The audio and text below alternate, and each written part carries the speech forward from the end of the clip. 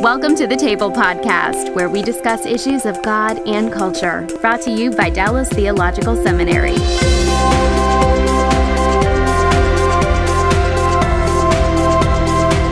Okay, now let's talk about a movie that was completely different than Noah. It was a completely different end of the spectrum, completely different set of goals.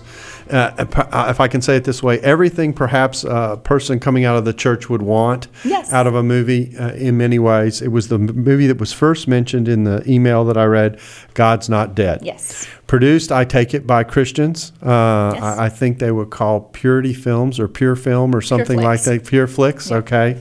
So I thought that, well, that was interesting. And then it got, the Newsboys run through the whole show, so you got to like the music. That was pretty cool. And but completely different. Now, one of the things I want to say right off is it's not right or wrong here. It's just different style, okay? Everything that Noah wasn't, this was, and vice versa. Noah was epic, set in an ancient world, a lot of suggestion and things to ponder. God's Not Dead was in your face. Modern world. You didn't have to work hard to figure out the message. The message was right there up front the whole time. That kind of thing. So a very, very different movie attempting to do obviously a very different thing with very different goals. And my take on it is some of it, I bought some of it because I've operated in a university setting. I'd sit there and say, I'm not sure the professor could have gotten away with everything that he got away with if he had handled his classroom that way. But I might be wrong. In some places he might have been able to do that. So there was a little bit of it that had an air of, I thought, in relationship to the way the university really is, unreality to it. And that took away from the value of it to some degree, but that's a complaint no different than my deist God and Noah. On the other hand, there were very substantive things said about worldviews in the exchanges that were very much appropriate to the conversation our culture has with itself when it's in debate on various worldviews. That's correct.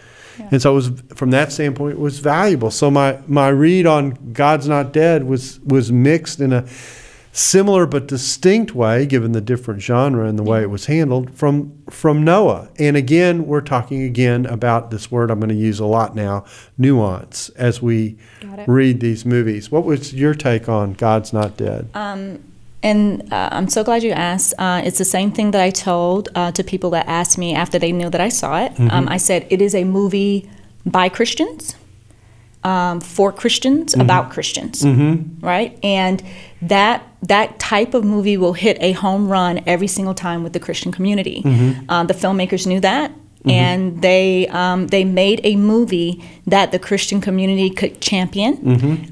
They really know their audience, and that's even part of what I said about Noah. I'm like, you got to know your audience, and in each one of these you have to know your audience. So in that respect, God is Not Dead is a movie made to encourage believers and to encourage Christians. And I know they would say, well, you take your non-believer friend and, you have this dialogue about, atheism versus, you have this dialogue, atheism versus Christianity and that kind of thing. But truthfully, if I were to take my atheist friend to go and see it, they would, like, why you bring me, you know what I mean? It would be that kind of thing, because the conversations that we have about God are a little different. Like, we're not debating, though some do, and I don't discount that. We're usually not debating Big Bang. You know what I mean? Like, it's more, it's a conversation that goes through the science window. It goes through other kinds of windows. But very valid, though, and particularly to see on screen, and I think very valuable to the degree that there's some who have not necessarily seen that in film before, where you have that debate, kind of scholarly debate going back and forth. So I appreciated that. On a heart level, though, the friends of mine that don't believe that there's a God, like, we have different conversations. And, I don't know that this movie was trying to capture that. It was more of a rally the troops, something that's very encouraging to our faith. And in the theater that we were in, there was an amen corner. So, I mean, seriously. So, as we're watching the film and they're debating, on this side, hey, I mean, literally, tell him, yeah. I mean, so this was one that was meant, to really encourage people in their faith. And I think that they succeeded in that, which is why it has been as successful as it has been. So they, in terms of hitting the target, they knocked the ball out the park. Okay, well it's an interesting movie. I think it's worth seeing.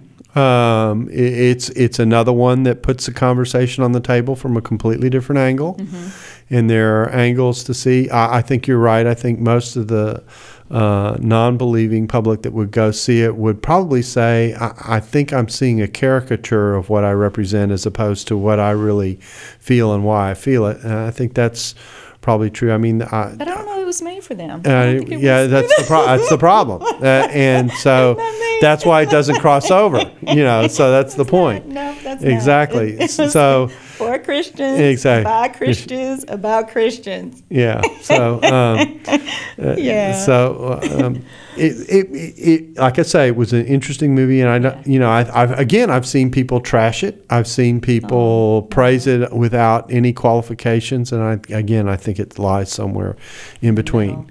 Now we'll go to the last one, Son of God. Yes. Let me deal with one issue that comes up. I'm in the process of. I've been asked to write about what we're doing the podcast on for one particular organization where I've expressed a concern about the stuff that I've seen about Hollywood movies on their site. Okay. And so I told them what I wanted to say and how I wanted to say it, that we need to watch movies differently and not just apply the biblical standard to it, but to think through these other issues that we're mentioning. Yes. And in the reply that I got when they invited me to go ahead and submit the article, this particular person said, I don't like any portrayals of Jesus at all. And I think what's at work here, and I want to address this first, is a variation of the first commandment. The idea that I shouldn't have any image of God before me. Jesus is my God, and so I shouldn't have any image of God before me. That any image of God that I create will be a distortion of what the real God is, and somehow demeans Him. Okay. And this is very strong in certain Reformation traditions, and so it's there. And I was thinking about that, and I thought, and I've heard the argument before, and it's been argued eloquently by some very, very well-known theologians. But here's what's in the back of my mind, two things. First is the issue of not having an image of God in front of you is partly related to the idea of worshiping this image. Right. It's associated with the act of worship as opposed to the act of portrayal, if I can make that distinction. Yeah. Why do I make an image of another God? I make an image of another God so I can bow down before it. Yeah. So that's the first thing. The second thing is, and this is a little more complicated, is we all have images of God. Every one of us walks out with one of them in our head. Yeah. And so we all have to do this to one degree or another in order to relate to God. So there is a conversation taking about the images of God, whether He's portrayed that way in a movie, or whether it's done verbally, or whether it's done through a book, or whether it's done through a gospel. Okay. So we're in this conversation no matter what. So then the question becomes, all right, then how do I deal with it? So I wanted to get that on the table before we talk about movies that relate to Son of God. Now, the way I'm going to go into the Son of God is to compare it to the Passion. Okay. My take on Son of God and Passion was two very different films. Yes. Both trying to stay fairly close to the Bible, but both also taking some license with the Bible. We've already talked about that. Both accounts did that. I thought there was a clean narrative running through the Passion because it was focused on the last week, which is the easiest part of Jesus' ministry to keep a focused story on. Yeah, so that's true.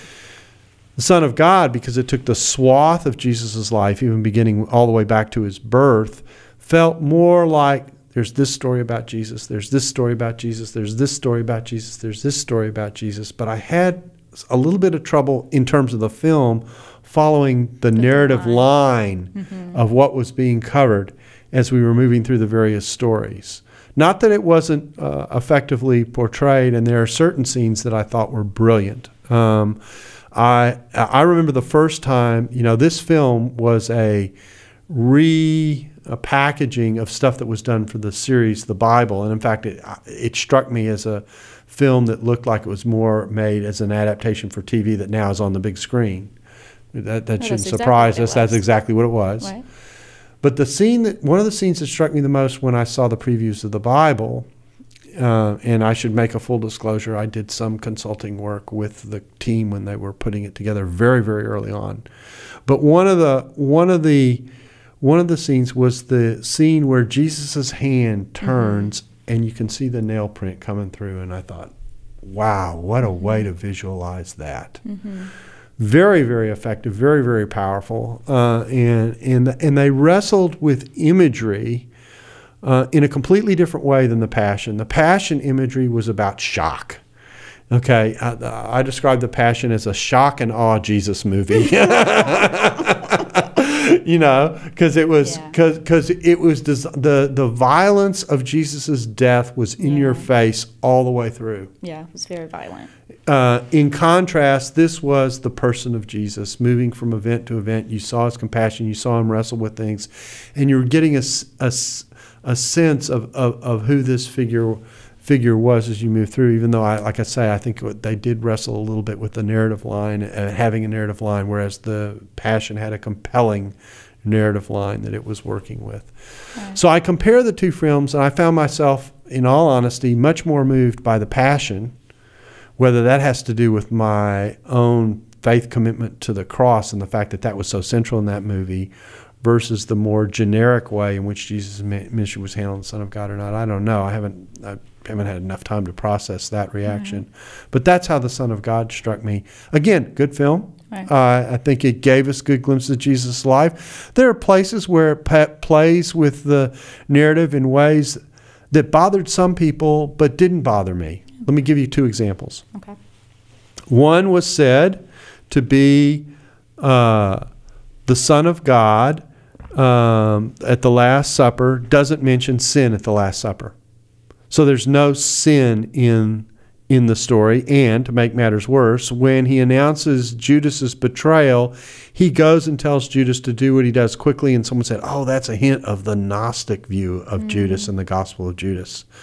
Now, again, this is something that people may or may not know about, but theologians might be aware of it. Right. And so it was an anti-Last Supper story, okay, by the way it was portrayed, whether intentional or not.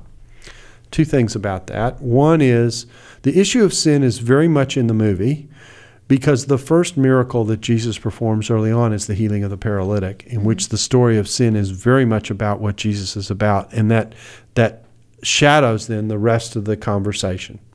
Okay, so that's incident number one. And the idea that this is somehow Gnostic totally ignores also the beginning of the movie, in which Jesus is seen as having been present even at the creation. And the creation in the Bible is positive, and the creation in Gnosticism is negative. Jesus wouldn't have had anything to do with it as the creator God. So it can't be Gnostic. The interpretation will not allow you to go there. So that's said about the first. The second scene that I've heard bring up is the calling of Peter, the fishers of men. Yeah. And here the story's been simplified. We don't have the co-workers of Peter with him. It's just Jesus and Peter. It's very focused. And the remark that's made at the end isn't nearly that I will make you fishers of men, but we will change the world. And there was an objection to the insertion of that idea into the text. That didn't bother you? That didn't bother me. Yeah. Because if I ask myself, what is being fishers of men about and what are fishers of men supposed to do, they're supposed to change the way people view the way they live life. You know what it felt like? It felt like to me before the commercial break. You know, the kind of dun-dun-dun-dun. We're going to change the world. Go to commercial break. So, I mean, you know, it's the pronouncement line that you do in order to take your break before you move on to the next thing. That's what it felt like for me. But, I mean, needless to say, I get it. I get it. So fair enough. Fair enough. So that was my take on the Son of God. So Naima, here's your chance. What did you think of it? Okay, so to address how you said the narrative line was a little fuzzy, I think that was because it was a recut version of material that had already been filmed for the series, for the Bible series on the History Channel. When you are a filmmaker and you go into the project to make a film and just make that film, that script has to be so tight, which is what you saw with Passion of the Christ. That one script has been, it has been fleshed out and fleshed out and fleshed out to its tightest measure to get you from point A to point Z in that amount of time, and to take you on that story. With this, when you have a situation where you filmed hundreds of hours of film, and you did it for a television series, but then you go, you know what? People across the world are not able to watch a 10-hour, miniseries. Let's recut it down to 2 hours and do a film. Then you are piecing together, and you still have the footage, so you can still make a story out of it, but that's a very different process than we're going to shoot this film. That's an interesting observation. Very much so. And then you see the results. Passion of the Christ still is, worldwide it made over $600 million. It is still to this day the top selling rated R movie of all time, because that rated R, of course, came because of the violence. And I've only seen it once in life, and I really only have to see it once. That's right. The images are still seared. Seared in my mind. So I got it. I got it. But the world responded accordingly, meaning we got the story, people went out, and, to this day, it's the top-selling Christian movie of all time. It is considered the most controversial movie of all time. Like, he just obliterated a whole lot of records. And that is the movie, actually, that got Hollywood's attention. It was 10 years ago that Passion came out. Mel Gibson made it for $30 million. It grossed over $600 million. Talk about the little indie movie that could. So, that's when Hollywood perked up and said, whoa, wait a minute, there's an audience here. Now, fast forward, if we compare that, now the Bible series did very good on the History Channel. In recutting it into Son of God, it hasn't had as much of that same push or impact yet that Passion did, because that kind of central through line is missing, and because a lot of people already saw the Bible series. So if you've already seen the series on TV, and now I'm going to go and pay $15 to see, I'm going to go see it in the movie. So it was almost like a, I don't know if they, kind of put an obstacle in their own way, so to speak. But audiences still, of course, have gone out to see it. And for me, I'll say this, and this is just, I kind of got it in my own Hollywood Christian community, because as a community, we all really, try as best we can to support one another. But I went on my blog, and because they had said that they had worked really hard to try to keep this very close to the narrative, I actually went in, again, expecting that it would be very close to the narrative. And so for me, I had an adjustment period when I first started watching at least the series on television. I had to adjust and go, okay, this is not quite that, so I have to adjust. And the little things like that with the conversation with people, I'm like, well, if the language is there, if the text is there, like, he did not say we're going to go change the world. Like, what are we, change the world. I was like, oh, man. So in that regard, I probably originally just had some, just some wrestlings. And Roma is being honored at the conference that I'm speaking at this week. And so I hope to be able to chat and dialogue a little bit more, in that regard. But again, a real big kind of whopping, hey, we got Hollywood's attention, because when that miniseries blew up on the History Channel and those numbers poured in, and it was something like 13 million views or something like that, I was invited to a conference probably within 4 to 5 months after that, where it was a room full of studios and executives and people going, how do we do that kind of series? We want those numbers. What, how do we do this? Who's got the next story? What, it's seen as how do we get a piece of that pie? And they were asking, the family-friendly faith community, how do we recreate this? Because obviously you guys want this kind of material. So when it's all said and done, the series, at least on by way of the television series, made huge waves, and the movie has not done as well. But again, a lot of people saw the series. Poorly. It has not done poorly. Yeah, that's right. That's right. To that degree. Yeah. It just probably, in comparison, in the sense that you were comparing the two movies, hasn't done as But across the board, what these three films. And even when Heaven is for Real, that comes out the week of Easter. One of my friends was executive producer on that.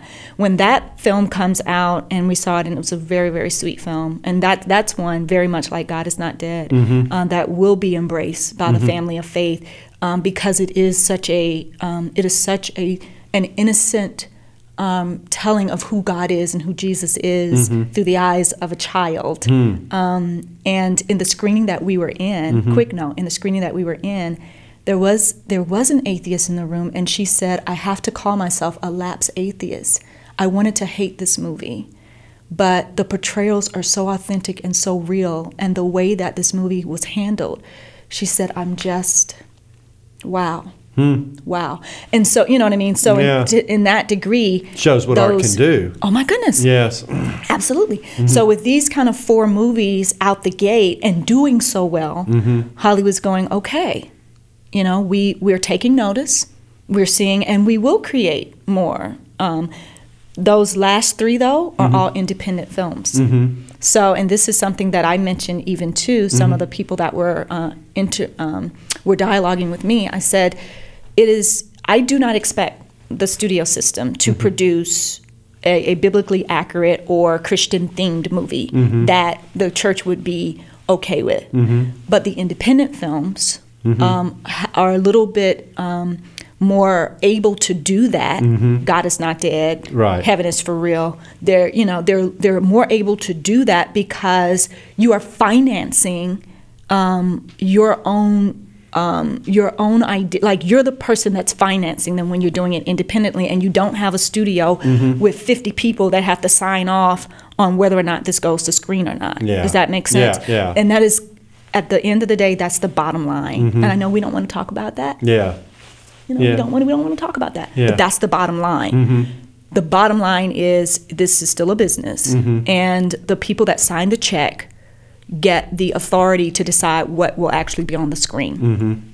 So, God Is Not Dead, the Pure Flicks, you know, when they signed the check, they said, okay, we are promoting and putting out this film that, you know, that is going to be dear to our Christian community, and it's an independent film. Now, will it make as much as Noah? Probably not, but they also didn't spend as much as Noah. That's right. You know, and it was completely to 2 different audiences. Heaven is for Real. They spent $14 million. That's considered a small budget. That's a very small budget, movie terms. Amazingly small. That's a small budget. Yeah. Will it do wonderfully? Yes. Right? Because it's a well-made film with a clear message that's, you know, authentically portrayed by good actors. You know, this is not the bad acting kind of thing. You know, it's, you know, good actors, and it's independently done, so it will make its money back. And same thing, Son of God. You know, it's made its money back to that degree. So those are my thoughts. Okay. Those are my thoughts. That's helpful. I mean, I think that hopefully, you know, what we've tried to do by overviewing these films, and I need to make a caveat because this will probably release after Heaven is Real is out in terms of when it goes online. Okay. But what we've tried to do is to talk about and get us to think about how we should view these movies that we are looking at. And I think the key bottom line, if there be a homiletical idea in a podcast? Bring it.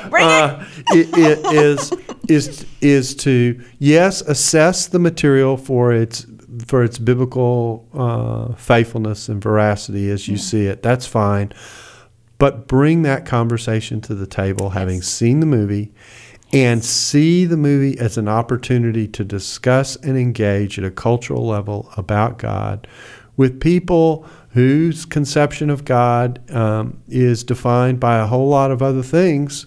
and yet at the same time people whom we are called to engage with. And the hope would be that if we become better listeners of what movies do as we watch them, we might actually become better conversation partners about what movies can do for people because of the topics that they raise, not just the content that they have.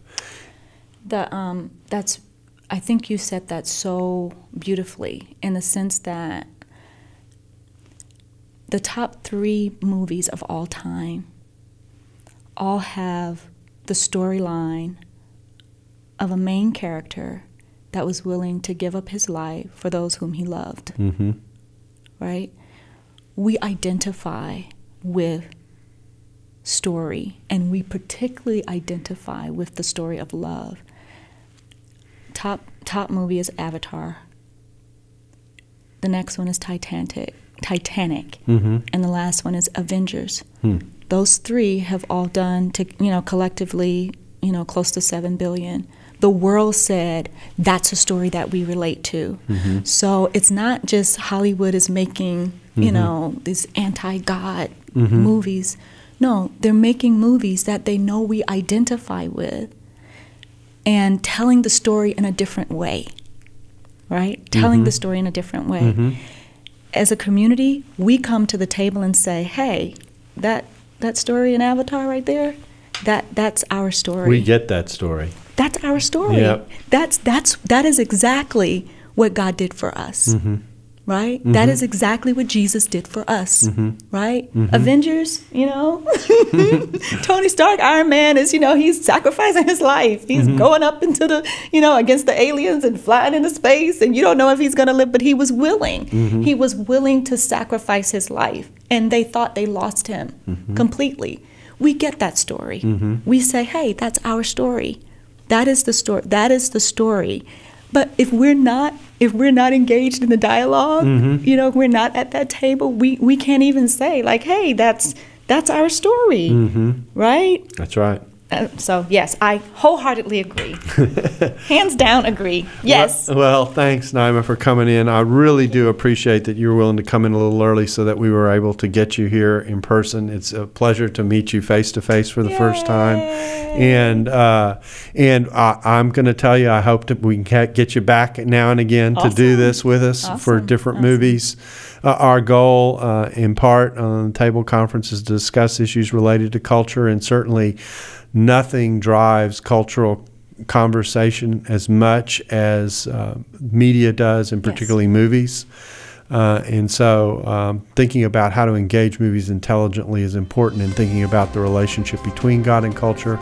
So I thank you for coming in. Thank you. And we thank you for being a part of the table today where we discuss issues of God and culture. Thanks for listening to the Table Podcast. For more podcasts like this one, visit dts.edu/the table. Dallas Theological Seminary. Teach truth, love well.